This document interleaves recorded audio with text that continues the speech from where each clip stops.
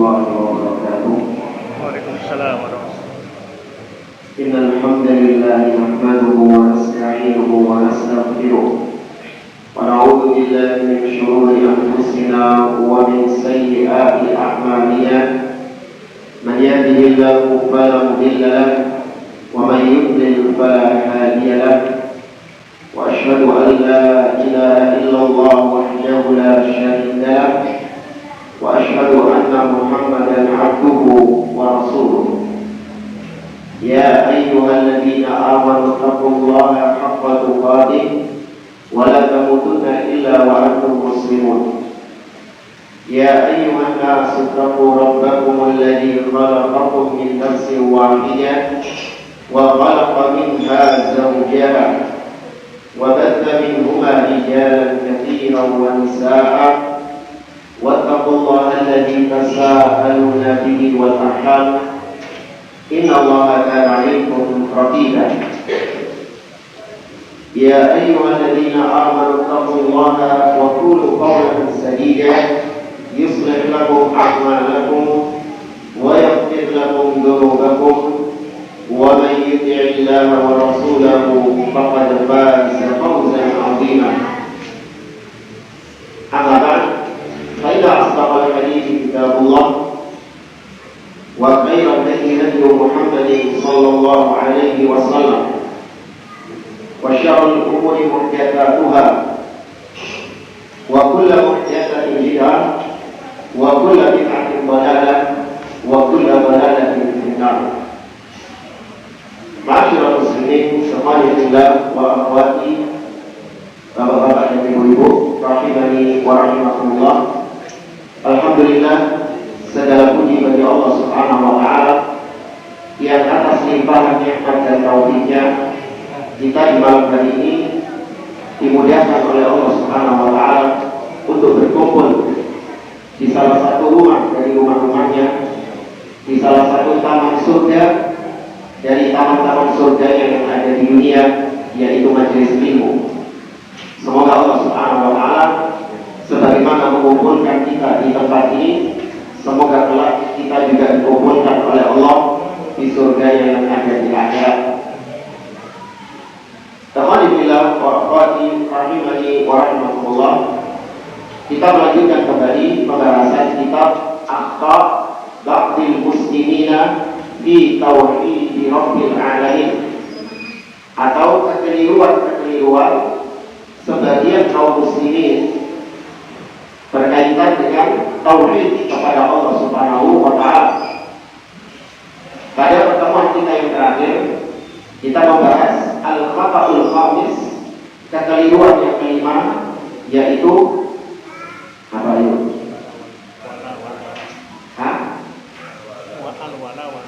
Al-wala wal bara. Lemahnya kaum muslimin dalam akidah al-wala wal bara, di mana kita dapat di sebagian kaum muslimin memberikan wala, loyalitas kepada orang-orang kafir, kepada orang-orang musyrik. Sebaliknya kaum muslimin memberikan bara, kebencian kepada kaum muslimin. Ini adalah kekeliruan dalam masalah tauhid. Karena konsekuensi dari kita bertauhid la ilaha illallah yaitu wal bara'ah minasyirki wa ahli. Kita berlepas diri, membenci dari perbuatan syirik dan para pelaku-pelaku kesyirikan. Tidak boleh mendukung kesyirikan, mencintai seseorang karena kesyirikan. Nah, jemaah rahimani wa rahimakumullah, di pertemuan malam hari ini kita masuk al-khata'us sabi', kekeliruan yang ketujuh, yaitu ar-riya. Ya, kekeliruan tentang tauhid yang ketujuh adalah ar-riya. Kita lanjutkan kata Syekh Abdul Aziz Ar-Rais hafizahullah taala. Beliau mengatakan, wa ma adraka mar-riya. Tahukah engkau apa yang dimaksud dengan ar-riya? Huwa ta'abbudu lillah min ajli nas. Riya itu adalah beribadah kepada Allah karena manusia. Ya, beribadah, melakukan ibadah karena manusia. yusalli al-musalli min ajli nas, di mana seorang ketika melaksanakan sholat, maka sholatnya itu karena manusia, karena dilihat oleh manusia. Yaqul da'ir min ajli nas, seorang yang berzikir itu juga karena manusia, untuk dilihat oleh manusia. Wa yu'allimul mu'allim min ajli nas. Nanti saya kena juga, yaitu seorang mengajarkan ilmu kepada manusia juga karena supaya dilihat oleh manusia, demi untuk mencari perhatian manusia. Wa yatasaddaqul mutasaddiq min ajli nas, dan seorang bersedekah juga karena manusia, agar dilihat oleh manusia. Ini definisi secara ringkas riya. Masuk di dalamnya juga sum'ah. Apa bedanya riya sama sum'ah? Apa bedanya riya sama sum'ah? Iya, kalau sum'ah itu dari sisi pendengaran, dia berbicara agar supaya diperdengarkan oleh orang-orang dan orang-orang memuji. Sedangkan riya dari sisi penglihatan. Tapi ketika disebutkan riya, maka otomatis sum'ah juga include di dalamnya. Jadi jamaah ya, kalau disebutkan riya, otomatis sum'ah juga masuk di dalamnya. Nah, Bismillahirrahmanirrahim. Riya ini termasuk di antara jenis kesyirikan kepada Allah Subhanahu wa taala. Kenapa dikatakan syirik? Karena kita ini beribadah, kita persembahkan kepada siapa ibadahnya? Allah. Tapi ternyata orang yang dia persembahkan ibadahnya itu kepada mata-mata manusia yang memandang. Berarti bukan untuk siapa? Bukan untuk Allah Subhanahu wa taala. Maka itu letak kesyirikan. Seorang yang beribadah kepada Allah itu harus ikhlas. Pernah baca yang di sini disampaikan apa definisi ikhlas itu?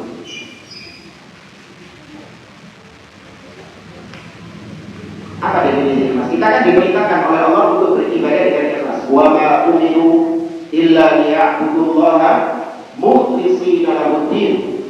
Tidaklah mereka diperintahkan kecuali agar mereka beribadah kepada Allah dengan ikhlas. Apa definisi ikhlas itu? Ya, Bapak? Memurnikan ibadahnya pada Allah. Nah, barakallahu fiik. Ikhlas artinya memurnikan, menjadikan ibadah itu murni, pure, 100% ditujukan kepada Allah Subhanahu wa taala. Manakala tercampur di dalamnya tujuan-tujuan kepada selain Allah, maka tidak dikatakan ikhlas, tidak dikatakan murni. Nah, di hadapan saya ada air sama teh. Air ini disebut dalam bahasa Arab dengan istilah al-ma al-khalis, air yang murni. Ketika saya campurkan air ini dengan satu tetes teh, maka dia tidak lagi dikatakan air yang murni, tapi dia sudah tercampur dengan teh. Meskipun kadarnya cuma satu tetes, tetap sudah terkontaminasi, kan itu kan? Tetap dikatakan ini bukan air murni, tapi sudah terkontaminasi dengan teh. Sebaliknya, teh ini adalah air yang bercampur dengan teh. Saya lupa nama prosesnya apa. Ada proses dalam ilmu apa kan? Kimia apa fisika? Hah? Kimia. IPA.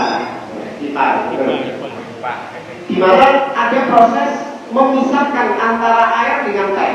Apa nama prosesnya?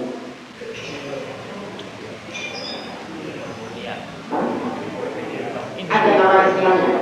Insulin apa? Iya, di filter. Tapi ada istilahnya, prosesnya. Jadi dipisahkan sehingga airnya itu menjadi air yang murni lagi. Karena ya Pak Bu?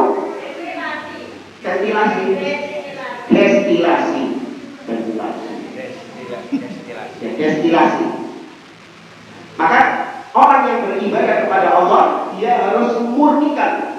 dia buang. Semua hal yang terkontaminasi di dalam niatnya itu dia buang. 100% hanya untuk Allah Subhanahu wa taala. Kalau 99,99999% untuk Allah, 0,00001 untuk selain Allah, apakah dikatakan ikhlas? Tidak. Sedikit saja ada untuk selain Allah, maka tidak ikhlas dan ibadahnya tertolak. Loh, angel yang mengucap, iya awas. Dari dulu memang yang susah itu bukan ibadah, tapi yang susah itu adalah menjaga keikhlasan. Jangankan kita, para salaf saja, mereka itu juga mengatakan bahwa tidak ada sesuatu yang lebih susah, lebih sulit daripada menjaga keikhlasan.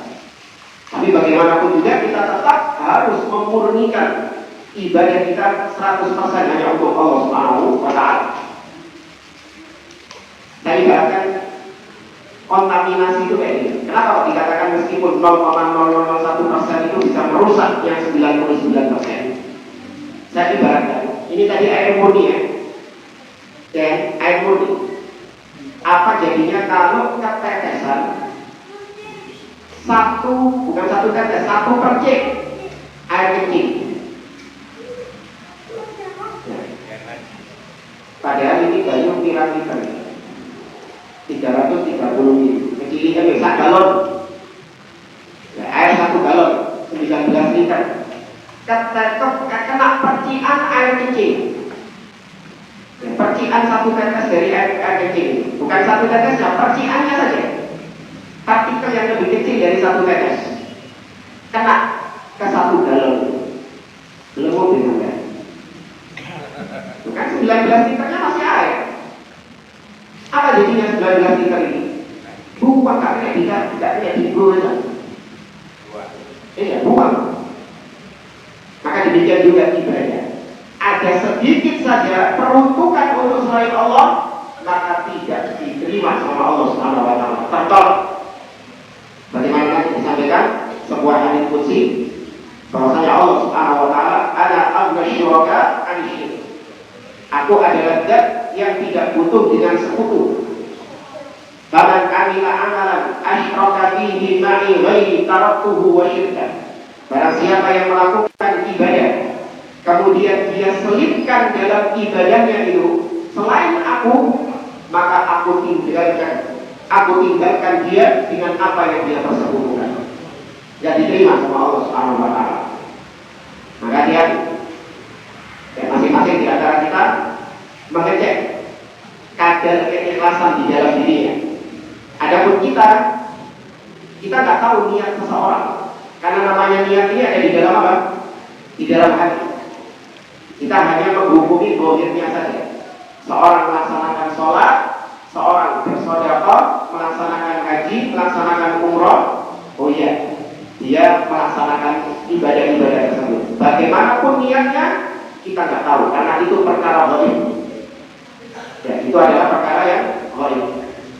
Kita baru bisa mencurigai niatnya apabila ada qarinah.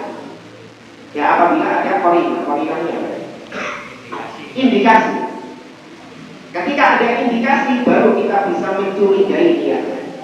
Contoh, seorang melaksanakan ibadah haji, maka kita secara asal menghukumi hajinya itu dia ikhlas karena Allah Subhanahu wa taala sesuai dengan hukum asalnya. Adapun hakikatnya bagaimana kita serahkan kepada Allah. Kita hanya menghukumi zahirnya. Tapi yang dilihat dia selama haji itu terus ngupload di statusnya terus. Dia sedang haji, guys, kita lagi di Ka'bah, guys. Kita lagi wukuf di Arafah, guys. Terus tiap hari update status. Ya. Ini ada indikasi berarti, meskipun kita nggak bisa menghukumi secara pasti, tapi ada indikasi. Kita mer terus ini. Kalau dia sedang di tanah suci. Ternyata ketika pulang, dia nggak mau noleh kalau nggak dipanggil Pak Haji. Ini indikasinya semakin kuat. Kalau dipanggil namanya kok nggak mau noleh dia. Ya dipanggil Pak Haji atau dipanggil Abah, baru noleh ya. Yang perempuan juga gitu, celuk umi baru noleh ya. Nah, celuk umi kan noleh ya. Maka ini ada indikasi bahwasanya hajinya dia ada niat-niat yang masuk selain untuk Allah. Di antaranya, sebagaimana sebagian orang haji itu kebanyakan untuk menaikkan strata sosial. Haji itu di masyarakat kita itu untuk menaikkan strata sosial. Orang yang belum haji sebelumnya nggak dianggap sama warga. Kalau warga ini, warga kampung itu nggak ada harganya. Tapi begitu dia haji, mulai orang-orang kampungnya itu menghormati dia, segen sama dia, ditokohkan. Kalau ketemu tiup tangan wala-wali. Kalau memang itu salah satu niat dalam haji, maka hajinya tertolak. Nggak boleh ada niatan-niatan lain selain untuk Allah Subhanahu wa Ta'ala. Ya. Tapi sekali lagi ini indikasi. Ya, ini hanya sebatas indikasi. Ada pun menghukumi nggak boleh. Kecuali orang yang sendiri yang ngomong. Ya, kecuali orang yang sendiri yang ngomong baru. Tapi kita nggak boleh menghukumi apa yang ada di dalam hati. Kasus ini ada seorang mantan narapidana residivis yang keluar dari penjara, bolak-balik masuk penjara karena kasus curanmor. Kemudian ada dapati orang ini jam 1 malam, jam 2 malam mondar mandir di tengah perumahan, teriak selingkuh. Ya Pak Anto biarkan atau memanggilkan satpam? Apa? Nah, dia bilang tuh, kenapa? Kau kok menuduh saya mencuri? Ya nggak menuduh, tapi ada koordinatnya, ada indikasinya. Perbuatanmu itu, kau adalah orang yang memang suka melakukan tindak pencurian. Terus jam 1, jam 2 malam ngapain kau mondar mandir? Nah, ini ada indikasi. Meskipun niatnya dia apa, wallahu a'lam. Tapi di situ ada keterkaitan indikasi. Dan kita kembali ke riya. Hadza riya khatirun wa kathirul intishar. Riya ini sangat berbahaya kata beliau. Dan riya ini banyak menyebar di kalangan kaum muslimin.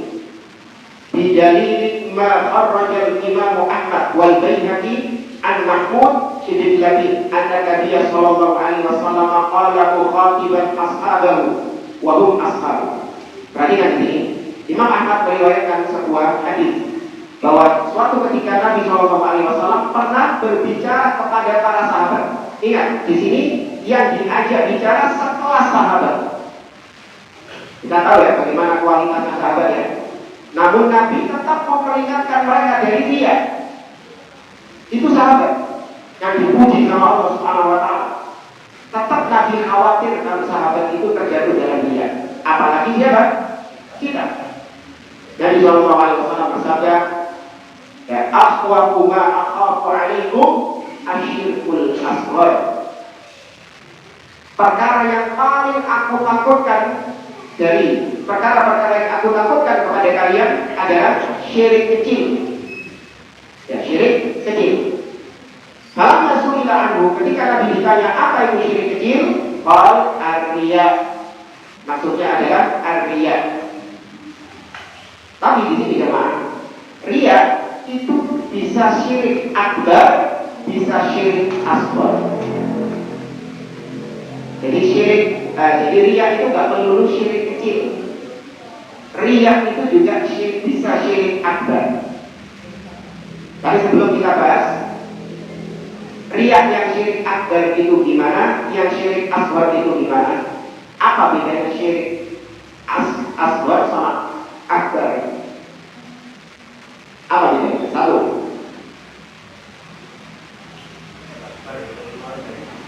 Ya, syirik kecil. Tidak. Itu salah satu perbedaan. Syirik akbar mengeluarkan orangnya dari Islam. Sedangkan syirik kecil tidak sampai mengeluarkan pelakunya dari Islam. Kedua. Ya, kalau syirik kecil tidak benar. Syirik akbar itu kalau matinya belum tobat, dari perbuatan syirik akbarnya, maka dia kekal di dalam neraka. Adapun syirik asghar itu tidak sampai menjadikan pelakunya kekal di neraka. Allah berfirman, "Innallaha la yaghfiru an yushraka bihi." Allah Subhanahu wa taala mengatakan, "Innal ladzina kafaru min ahlil kitabi wal musyrikin fi nari jahannam khalidina fiha ulaika hum syarrul bariyah." Sesungguhnya orang-orang kafir dari ahlul kitab dan musyrik, yang musyrik di situ maksudnya syirik akbar, maka mereka semua berada di dalam neraka jahanam khalidina fiha, mereka kekal di dalamnya selama-lamanya. Yang ketiga, apa bedanya? Tapi ada lagi. Ya, itu syirik apa? Kecil? Yang kecil ini. Iya. Syirik akbar itu menghanguskan semua amal solehnya. Jadi ludes semua, sholatnya, puasanya, kajinya ludes, nol pelaku syirik akbar. Sedangkan syirik asghar yang ludes cuma amal yang ada syiriknya, yang terjadi syirik asghar. Misalnya ada orang melakukan sholat, puasa, sedekah, baca Quran. Nah, yang tiga itu ikhlas. Sedangkan yang satu baca Quran itu riya.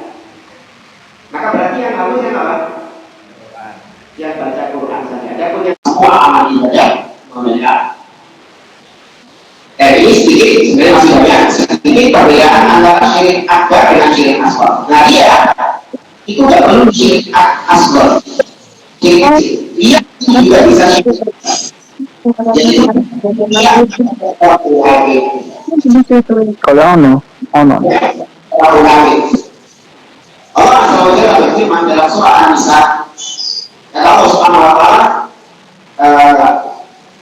innal munafiqina yukhadi'una Allah wa huwa khadi'uhum wa idza qamu ila sholati qamu kusala yura'una an-nas wa la yadhkuruna Allah illa qalila.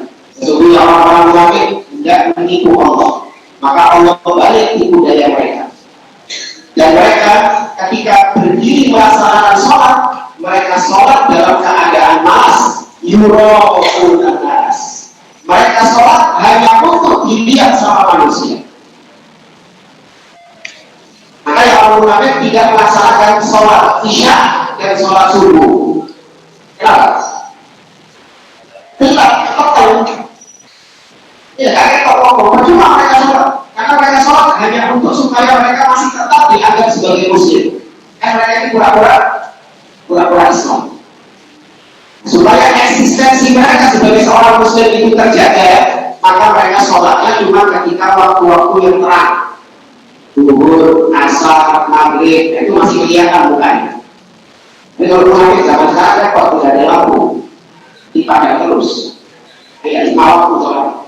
Kalau munafik zaman Nabi cuma 3 waktu yang kelihatan bukan. Adapun isya sudah gelap, tidak kelihatan kanan kiri sampai sholat. Jadi ngapain kita sholat? Ini syirik akbar karena memang dasarnya mereka melaksanakan sholat 100% murni untuk dilihat sama orang. Hati mereka kufur kepada Allah Subhanahu wa taala. Nah, maka kalau ada seorang muslim yang tidak mau beribadah, kecuali kalau ada orang, sehingga ketika tidak ada orang dia meninggalkan ibadah tersebut, maka ini riya kecil atau riya besar? Syirik kecil atau syirik besar? Syirik besar. Itu syirik besar. Namun yang syirik kecil adalah yaitu riya yang menyertai keikhlasannya. Awalnya orang sholat itu ikhlas, tapi kemudian timbul riya. Adakah ada riya di dalamnya? Maka seperti ini tidak syirik akbar. Kenapa? Karena secara asal dia itu ikhlas sama Allah. Kalau misalnya untuk berangkat dari masjid, berangkat dari rumah ke masjid, mau sholat, ternyata sampai di masjid, aku mendapati ada orang-orang yang memang aku ingin untuk menampakkan ibadah aku kepada dia. saya contohkan apa yang saya alami dulu. Jadi ceritanya dulu waktu kita berangkat ke masjid, kita nggak ada pikiran untuk ibadah kita untuk dilihat sama orang lain. Kepikiran saja ya, apalagi dia untuk dilihat sama orang lain. Kemudian ternyata sampai di masjid, ternyata di situ ada salah satu orang yang saya suka sama anaknya, mau tak tahu mana jadi. Maka timbul dia untuk menampakkan ibadah kepada calon mertua itu untuk diterima oleh orang itu. Tahu maksudnya? Itu timbul setan. Maka ketika itu saya berniat, nanti kalau jadi imam, saya ingin untuk memperindah bacaan saya. Saya pilih surat-surat yang agak panjang, dan supaya nanti kelihatan kalau saya hafal Quran. Itu muncul kelihatan seperti itu. Maka kalau itu dibiarkan, maka sholat saya tidak diterima sama Allah. Kalau dibiarkan mengalir, sholat saya tidak diterima Allah. Tapi ketika saya lawan, ketika saya bergelut di situ, saya berusaha untuk menepis, seakan-akan tidak ada bulan. Seakan-akan sholat sebagaimana biasa tidak ada bulan. Maka di situ saya terus bergelut. Meskipun ya agak susah juga, tapi tetap harus diusahakan. Maka seperti ini kata para ulama, ya karena Syekh Muhammad SAW ini dalam kitab yang Al-Qaulul Mu'min, syarat kitab Tauhid, maka sholatnya tetap diterima sesuai dengan kadar keikhlasan. Selama ada apa? Ada usaha untuk menghilangkan dia. Karena riaknya datang nyusul. Asalnya kan kita ikhlas, riaknya datang nyusul. Nah, riak ini harus disingkirkan. Angin Ustaz, iya usaha. Jangan bilang angin terus pasrah gitu. Ya kan enggak boleh. Oke, jadi nanti contohkan ke kasus-kasus yang antum alami sendiri, harus seperti yang anak alami. Baik. Karena wa kharaja Muslim min hadits Abi Hurairah fi hadits al-Qudsi qala Allah Ta'ala ana amna syuraka al-syirk man amila amalan asyraka ma'i fihi ghairi faqad taraktuhu wa syirka. Tadi sudah kita sampaikan hadits Qudsi. Allah berkata, aku adalah zat yang tidak butuh dengan syuraka. Syuraka artinya sekutu. Aku tidak butuh partner. Ya, aku tidak butuh mitra, kata Allah. Maka barang siapa yang mengerjakan amal, kemudian dia menyekutukan aku dengan selain daripada aku dalam amalan tersebut, maka aku tinggalkan dia dengan apa yang dia persekutukan. Idan fal amru khatirun bi al-ikhwan. Kata Syekh, maka perkara dia ini sangatlah berbahaya wahai saudaraku. Bal inna syirkal asghar karya aqdam minal kabair. Jadi kita sampaikan, jangan tertipu dengan syirik kecil. Nah, dia itu syirik kecil. Jangan tertipu dengan kata-kata kecil. Syirik kecil kalau dibandingkan dengan kabair, dosa besar seperti zina, mencuri, membunuh, itu masih lebih besar syirik kecil. Paham? Jadi jangan tertipu dengan namanya syirik yang lucu, yang imut-imut. Bukan. Yang namanya kok syirik kecil, tapi bobot dosanya di sisi Allah lebih besar daripada kabair, kata Allah. Aqdam minas zina. Syirik kecil itu lebih besar dosanya daripada zina. Wa min ghairihi minad dzunub. Dosa-dosa yang lain, dosa-dosa maksiat yang lain, maka lebih besar syirik kecil. Wa huwa kathirul intishar. Maka riya ini itu banyak menyebar di tengah-tengah kaum muslimin.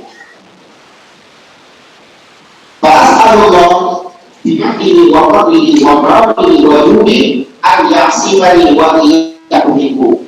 Maka aku memohon kepada Allah dengan anugerahnya dengan karunia-Nya, dengan kemurahan-Nya, dengan kedermawanannya, agar Allah menjaga aku dan kalian dari riya ini.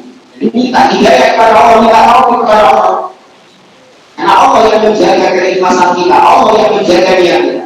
Maka terus kita minta kepada Allah supaya bisa memanage niat ini, jangan sampai kemasukan riya, jangan sampai ibadah kita ini kemasukan riya. Niat syaitan terus membisikkan kepada kita. Kasus yang saya alami tadi, itu seperti ada ajakan untuk riya. Aduh, apa mana yang kamu bisa menampilkan kemampuan di hadapan calon perempuan? Jarang-jarang memang orang yang sholat di masjid kita, jarang-jarang kemudian ibadah di luar kota. Malah kalau bisa saya katakan, ya cuma sekali itu kalau sholat di masjidnya, kamu pun seperti disikat dalam hati, kapan lagi kau mampu di hadapan dia untuk segera. Kapan lagi? Maka syaitan terus supaya kita beribadah kepada Allah tidak ikhlas. Maka minta hidayah kepada Allah, minta penjagaan dari Allah. Wa an yahfadhana min hadzal dzambil 'adzim. Dan semoga Allah menjaga kita dari dosa besar ini. Wa min ghairihi minadz dzunub, dan dosa-dosa lain. Bimanihi wa fadlihi wa karamah. Fa hadza dia mufsidun lil a'mal, muhbitun li ajrihi wa mu'adzabun sahibuhu. Kata beliau, riya ini itu bisa merusak amalan. Jadi bisa merusak pahala yang didapatkan oleh seseorang. Bisa menyebabkan pahala yang didapatkan jadi hilang. Gak ada nilainya di sisi Allah SWT. Dan kelak di akhirat, pelaku riya akan mendapatkan siksa dari Allah Subhanahu wa Ta'ala. Maka jangan dianggap remeh perkara riya ini. Perkara riya ini perkara yang sangat besar. Maka solusinya atau salah satu kiat yang disampaikan oleh para ulama, yaitu tanamkan dalam diri kita untuk menyamakan ibadah dengan maksiat. Sebagaimana antum malu maksiat antum tersebar, antum berarti menyembunyikan maksiat, maka demikian juga ibadah harusnya secara asal juga tidak sembunyikan. Jangan tambah semakin ditampakkan. Ustaz, tapi kan ada ibadah-ibadah yang memang harus ditampakkan. Iya, meskipun ada ibadah-ibadah yang memang harus ditampakkan, seperti haji kan bisa dijenak sama, bisa haji jenak. Nanti selama nggak mau juga dilihat sama orang-orang yang jamaah haji juga. Nah, cukup sebatas itu. Jangan ditambah dengan komplementas kepada seluruh dunia. Dengan apa tadi? Selfie di medsos dengan alasan Pak Kulo kok nggak ngomong terus? Iya ngomong terus. Kenapa boleh terus? Kan tidak. Sholat berjamaah di masjid. Memang kalau nggak mau dilihat kan sama orang kan? Jangan tambah dipamerkan. Kalau nggak mau atau dilihat sama orang, tapi jangan semakin dipamerkan. Aku foto kajiannya. Alhamdulillah hari ini ikut hadir di majelis ibu. Semoga ibu yang berkah sedikit saja. Semoga ibu berkah. Apa niatnya untuk menampakkan kepada orang-orang kalau dia ini rajin hadir kajian, rajin ke masjid? Ya bagus. Nah, demikian juga sebaliknya, ada orang-orang yang nggak mau beramal karena takut riya. Itu juga riya. Kan ya? Ada orang-orang yang meninggalkan amal karena khawatir nanti orang-orang bilang saya riya. Terus gimana? Ya, saya tinggalkan amal tersebut karena takut dibilang riya. Takut dibilang riya, itu riya. Ketiga. Jadi, ya orang diajak ke masjid, ayo sholat berjamaah di masjid.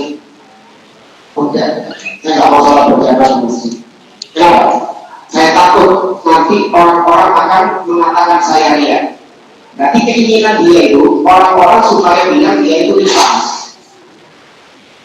Ya, dia pengennya itu orang-orang itu menganggap dia adalah sosok yang ikhlas, biar dia mendapatkan julukan tak ikhlas. Makanya dia nggak mau sholat berjamaah di masjid karena takut orang-orang menuduh dia ria. Apa yang dilakukan? Nah, sholat tenang, nggak sholat di masjid ya. Kenapa? Takut ria. Maka itu juga sudah jatuh dalam perbuatan ria. Dia meninggalkan sesuatu supaya orang-orang mengatakan dia ini masuk Allah juga. Semakin luar biasanya dia ingin menjaga keikhlasan, sholatnya pun sampai di rumahnya. Itu menjaga keikhlasan, menyelisih dua. Ada ibadah-ibadah yang memang tidak ada keharusan untuk ditampakkan, maka sembunyikan. Sedekah, zikir, sholat malam, ibadah-ibadah yang tidak harus ditampakkan, bahkan secara asal disembunyikan, maka sembunyikan. Kita ini harus punya amalan-amalan yang tidak ada yang tahu amalan tersebut kecuali kita dengan Allah. Usahakan masing-masing kita punya amalan-amalan seperti itu. Sebagaimana kita punya maksiat yang tidak ada yang tahu kecuali kita dengan Allah, maksiat tersebut, rapi itu kita simpan maksiat itu. Ya, kita jaga maksiat itu tidak tahu. Ibadah harus jadi ibadah. Jangan sampai ada orang tahu kita melakukan ini, kita melakukan ini, kita berbuat ini, kita berbuat ini. Maka hati-hati dengan fitnah medsos. Ya, hati-hati dengan fitnah medsos. Berapa banyak amalan-amalan kita itu hilang pahalanya gara-gara tadi tangan kita itu tidak kuat untuk menahan diri dari di-share ke publik. Nah, ada manfaatnya. Antum share ibadah-ibadah antum di medsos, ada manfaatnya. Orang-orang yang memuji juga bisa menimbulkan ujub pada diri kamu. Kayak yang haji tadi. Ketika dia dipuji sama tetangga-tetangganya, itu timbul apa? Ujub, timbul bangga. Itu juga merusak. Ya, itu juga merusak ibadah tersebut. Kemudian kata beliau, dua punya ila anna kathiri sya'a bainahu katratu tidharil amal salih inda nas li ajli tamshin. Kata beliau, aku ingatkan bahwasanya ada banyak di antara manusia yang menampakkan amal solehnya, menampakkan ibadahnya, tapi alasannya itu adalah untuk memotivasi orang lain. Ini les. Ada judul-judul lesnya kan gitu.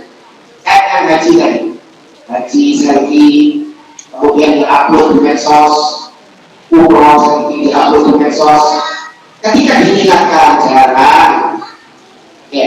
jangan diupload, simpan juga. Kalau mau untuk kenang-kenangan, apa simpan saja. Tapi nggak usah diupload, di share ke publik. Apa jawaban dia? Bukan Ustaz, ini bukan dia.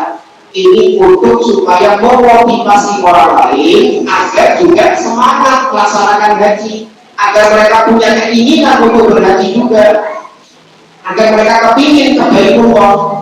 Ya apa itu? Ya. Ini kata beliau tersebar di antara sebagian orang. Ada akun wa matlabul khair. Secara asal mengajak orang lain untuk memotivasi orang lain untuk beramal soleh, secara asal hukumnya boleh atau tidak? Boleh. Kita memotivasi orang lain supaya mereka semangat beribadah. Itu adalah sesuatu yang memang dituntut dalam syariat.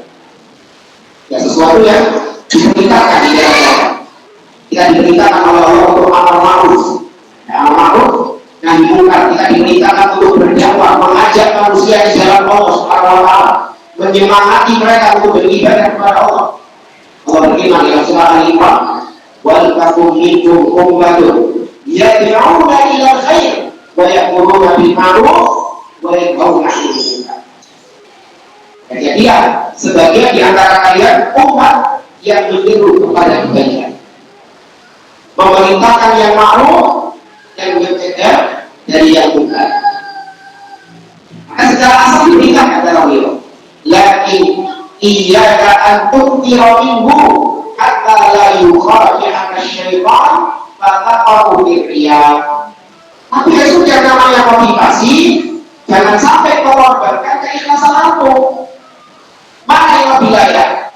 Antum menjaga keikhlasan atau mengajak orang lain? Mana yang lebih diutamakan? Antum menjaga keikhlasan. Dakwah itu jangan sampai berisiko terhadap diri. Namanya dakwah itu jangan sampai berisiko terhadap diri kita.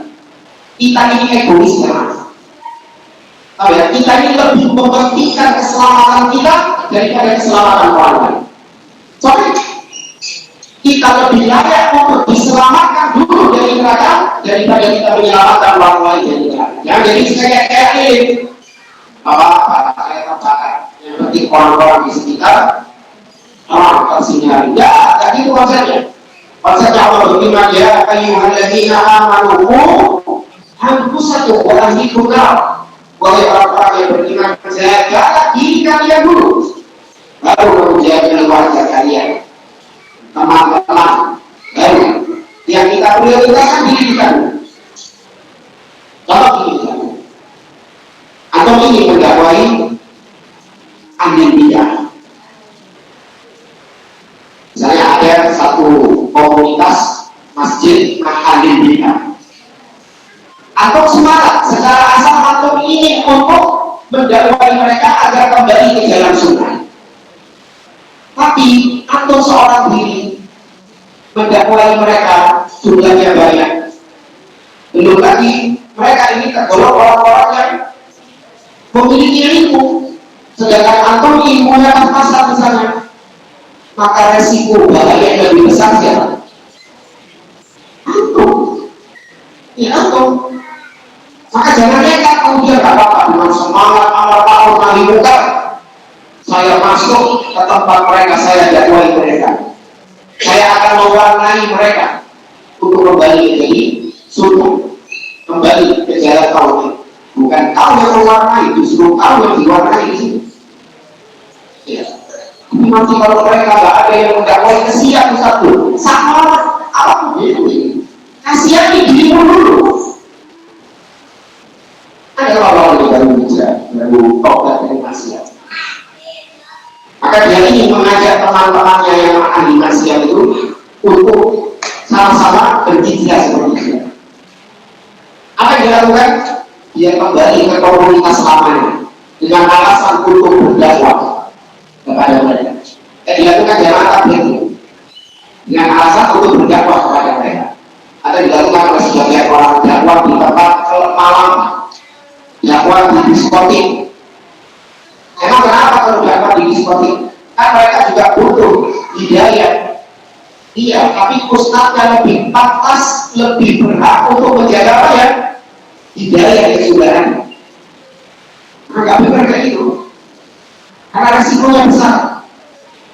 Maka sama seperti ini, alasannya untuk supaya orang-orang itu termotivasi misalnya. Saya share foto-foto saya ketika haji kemarin agar orang-orang juga timbul keinginan berhaji. Iya bagus, tapi resikonya kalau jatuh dalam perbuatan apa? Iya, resiko yang kalau jatuh ujung. Ya, maka lebih baik nggak usah diupload. Kalau mau memotivasi mereka, motivasi saja dengan cara-cara lain. Sampaikan kepada mereka tentang keutamaan haji. Di mana kami mengatakan misalnya wal hajjul mabrur laisa lahu jazaa illa jannah. Haji yang mabrur tidak ada balasan kecuali surga. Nabi bersabda man hajja wa lam yarfud wa lam yafsuq raja'a ka yaumi waladahu ummuh.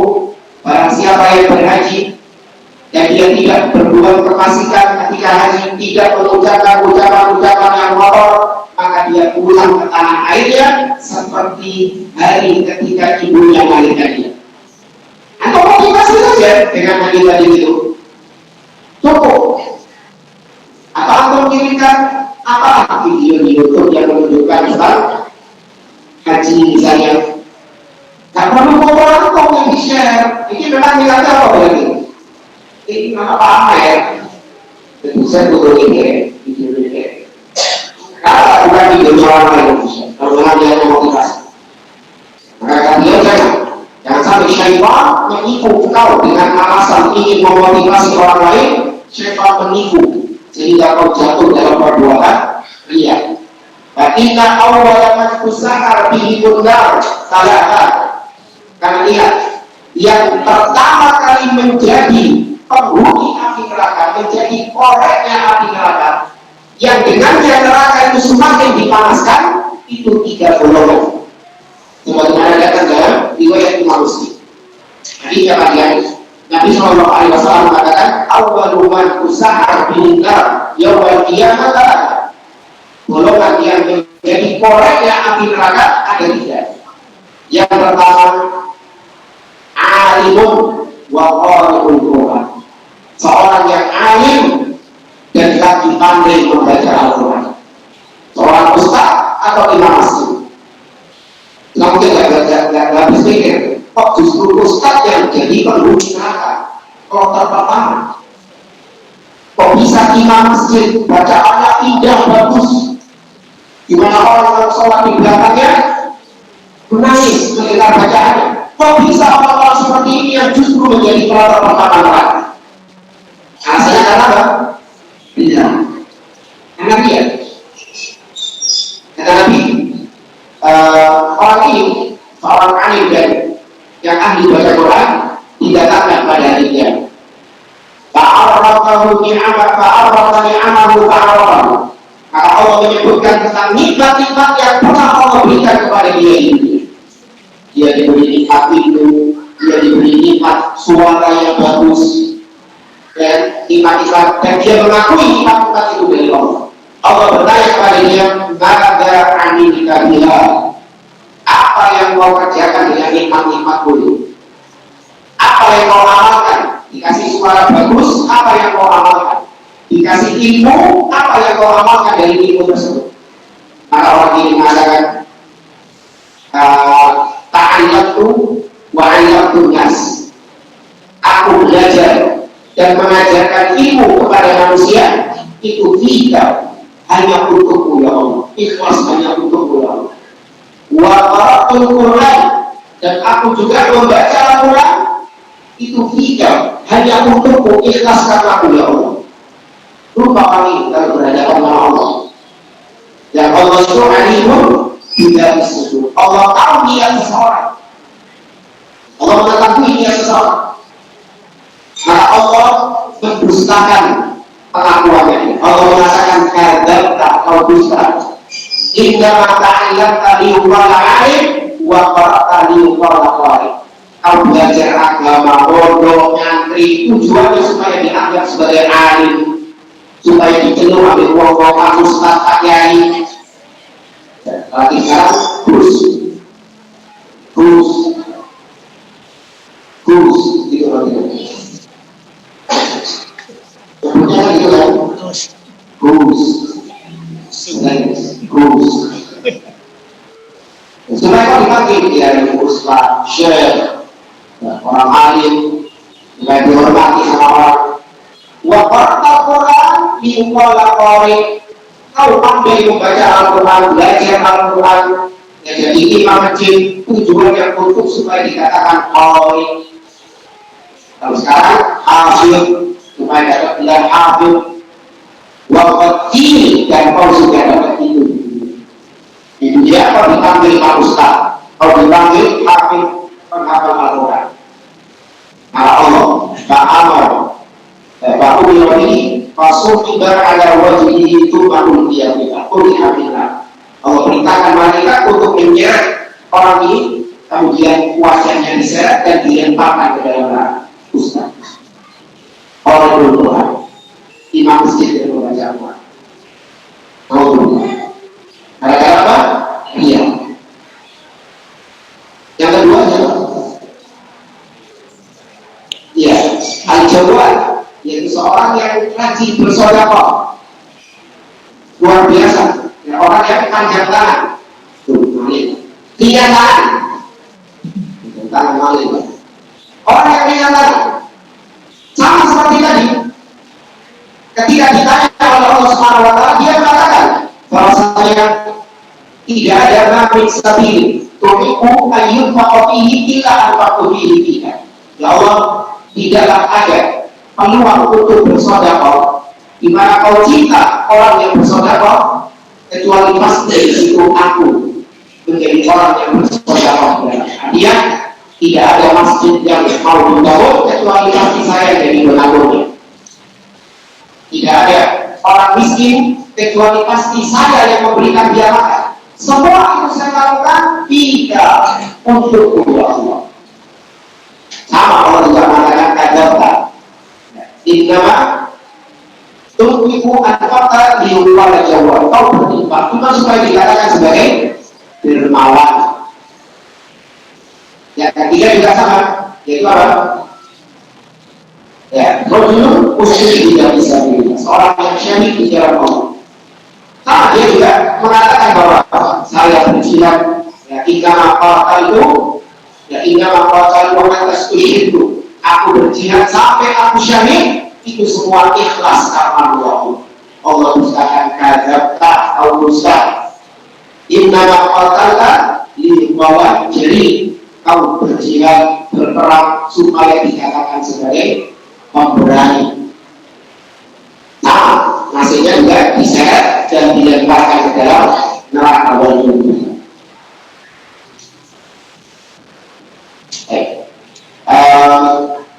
Kalau dihubungkan tadi yang soal dermawan, orang yang dermawan. Nah, ini pernah kejadian juga, pernah dialami. Saya pernah mengeluarkan statement di sini. Waktu itu kita masih dalam proses program bulan. Saya sampaikan bahwa orang yang berinfak bangun masjid 1 M riyal itu lebih baik bagi saya, bagi kami, daripada orang yang infak bangun masjid 1.000 rupiah ikhlas. Saya ulangi statement saya. Itu bilang dulu waktu itu. Kita banyak yang tampil kritik. Saya bilang bahwa orang yang infak 1 M riyal itu lebih baik bagi kami daripada yang infaknya cuma 1.000 meskipun ikhlas. Jadi yang lebih baik yang mana? Yang riyal daripada yang ikhlas. Salah atau betul lebih baik? Salah. Gimana itu orang ini salah? Kalau dulu, salah benar. Kalau benar kenapa? Tentu tahu tak pertanyaannya? Nah, masih ini ya, karena sudah terlalu malam. Apa juga? Saya ya, saya mengatakan seorang yang infak 1 M tapi dia itu bagi saya, bagi kami lebih baik yang dia ini daripada yang 1.000 rupiah ikhlas.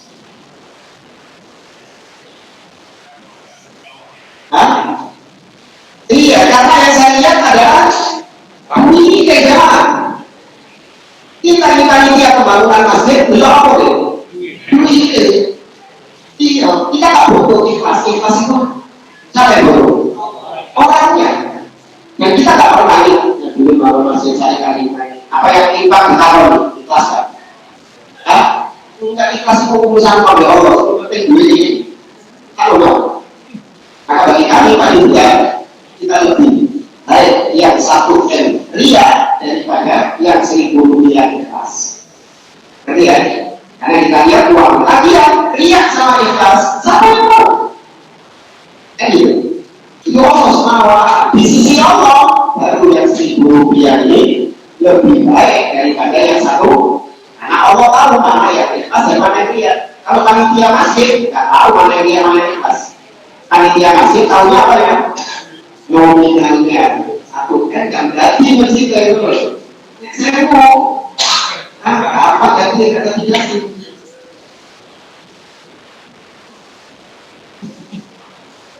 Sama juga kalian dulu saya jelaskan, wanita yang tidak berjilbab itu lebih cantik daripada wanita yang berjilbab. Kenapa? Ibu-ibu, wanita yang tidak berjilbab lebih cantik daripada wanita yang berjilbab. Salah tuh. Oh tidak ya? Hah? Saya lagi, wanita yang tidak berjilbab lebih cantik daripada wanita yang berjilbab. Kenapa salah? Statement ini. Ulangi. Wanita yang berjilbab lebih cantik. Wanita yang tidak berjilbab, yang dia buka jilbabnya, itu lebih cantik daripada yang pakai jilbab. Lah ini dia atau hati Enggak, ini nggak bicara dia ini. Enggak. Benar atau salah? enggak tahu. Baik. Itu benar. Karena jilbab fungsinya apa? Menutupi kecantikan. Maka aneh kalau ada orang semakin cantik pakai jilbab. Berarti fungsinya salah jilbab ini. Jilbab itu untuk mengurangi, meminimalisir kita, meminimalisir kecantikan. Makanya pakai jilbab itu, ya cantiknya itu semakin berkurang, akan hilang di mata masyarakat. Sedangkan yang tidak pakai jilbab, kenapa dikatakan lebih cantik? Karena dia mengampakkan perhiasannya. Makanya kita dapati orang-orang yang memang ingin untuk menjual dirinya, karena pakai jilbab. Penyanyi-penyanyi atau pesina-pesina, ketika menampilkan dirinya, ada pakai jilbab. Tapi justru mereka inginnya menampilkan, bukan malah ditutupi. Makanya yang salah ketika pakai jilbab, justru malah semakin cantik. Nah, berarti salah tujuannya. Jilbab bukan untuk mempercantik, justru untuk menutupi kecantikan. Dan dilanjutkan, sudah selesai. Fakul hadaron as'alullah an yaksimani wa iyaka min hadzal dzamil 'azim.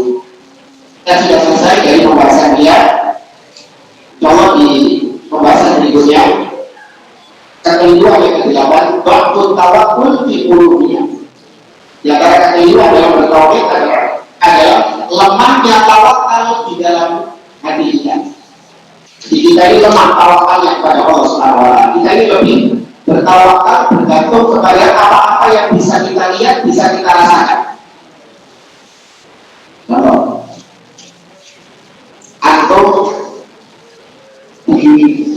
atau ada orang yang kaya pinjam uang sama aku 100.000 bulan.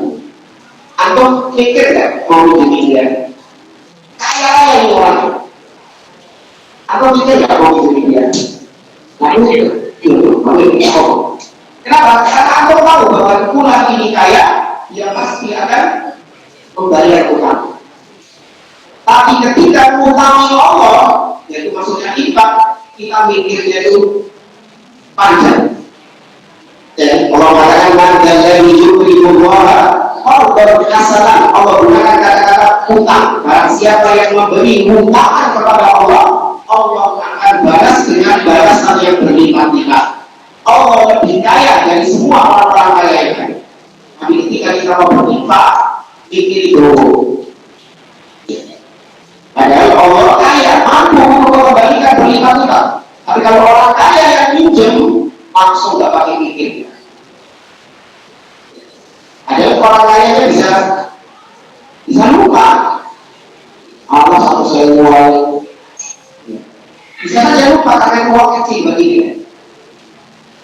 Ini menunjukkan kurangnya tawakal kita kepada Allah Subhanahu wa taala. Kita lebih bergantung kepada manusia daripada kepada Allah Subhanahu wa taala. Ketika kita sakit, maka yang lebih kita gantungkan adalah hal-hal yang bisa kita rasakan, yaitu obat atau dokter.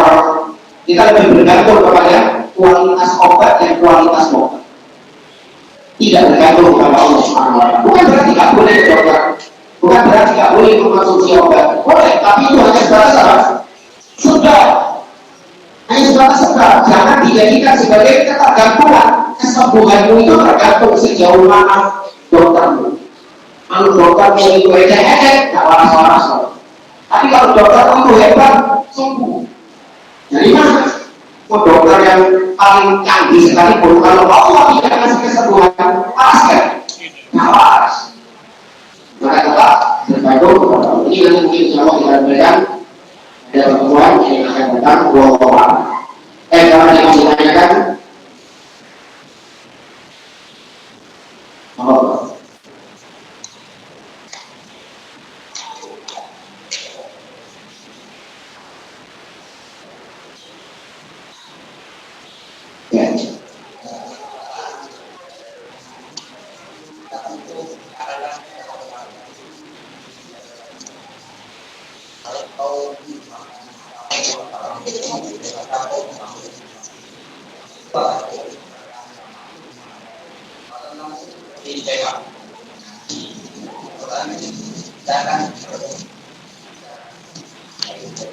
Jangan tergantung kondisi ya.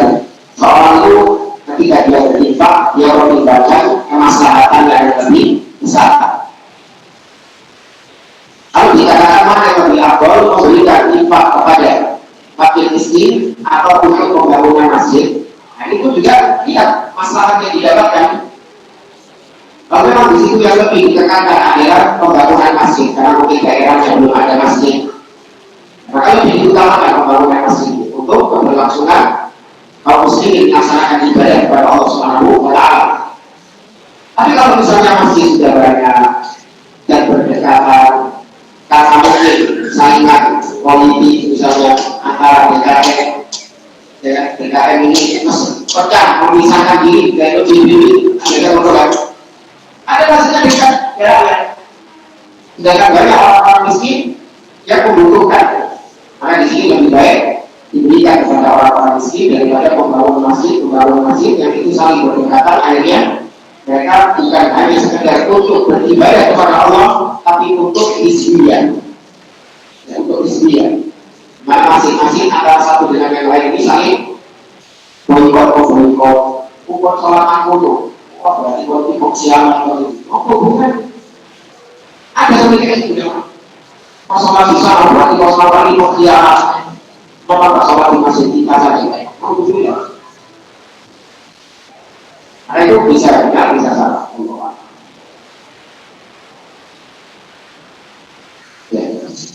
Tapi gimana kalau ada yang naik haji, memang dia tidak niat untuk memposting lah istilahnya foto-fotonya, tapi dia ambil fotonya, istilahnya sebagai memorinya saja dia di rumah. Tapi ketika pulang ke rumah, kan ada kebiasaan orang datang, terus dipaksa mana fotonya gitu. Yang terpaksa dia harus mengikuti gimana? Bisa ya. Untuk awal itu berkomunikasi pribadi. Bisa. Maksudnya suka semua orang-orang itu. Bukan arenanya. Kalau kamu tadi rasanya maaf, itu berkomunikasi pribadi. Di dalamnya ada untuk istri saya, itu mereka gitu saja. Ada juga, ada zaman sekarang ini kayaknya banyak itu sudah menjadi privasi yang sangat tertutup. Orang tak gampang untuk memperlihatkan dari foto wajib. Karena di situ mungkin ada foto istrinya, ada foto putrinya, ketika ingin dia sama orang lain. Maka termasuk perkara tidak etis ketika Anda mengunjungi saudara Anda yang pulang haji, kemudian foto-foto singkat ditunjukkan foto-foto. Itu termasuk perkara yang etis. Kecuali kalau foto apa misalnya pemandangan itu kemarin waktu di awal waktu ini loh. Nah, memang yang difoto adalah pemandangan manusia, bukan dia seperti ini. Kelihatan itu dia yang ditunjukkan.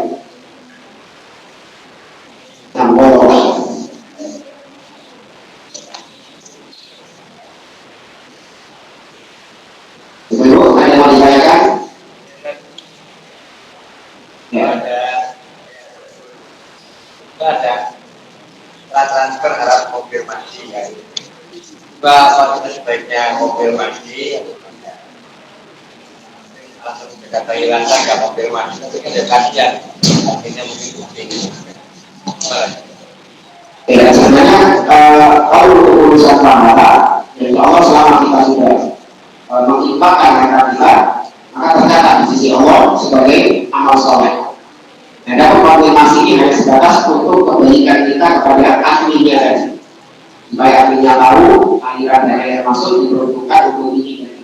Meskipun sekarang kan sudah ada cara yang lebih mudah ya, pakai kode unik ya. Ya, pakai kode unik. Dan apa misalnya untuk memastikan barang-barangnya masuk atau tidak. Ya. Jadi kayaknya kalau sistem sekarang ini kalau tidak masuk pasti ada laporan dan pemberitahuan. Kita usahakan tetap jangan sampai ada yang tahu. Kalau kita berjumpa, kalau konfirmasi mungkin bisa pakai nomor lain atau nomor yang memang tidak dikenal sama adminnya. Intinya semaksimal mungkin kita menutup ibadah-ibadah kita. Kalau jangan sudah kagum terbongkar, ya jangan semakin bongkar. Nah, punya kaidah sudah kagum basah, ya perlu sekalian jangan. Kalau sudah basah ya harus basah kok, karena malah itu.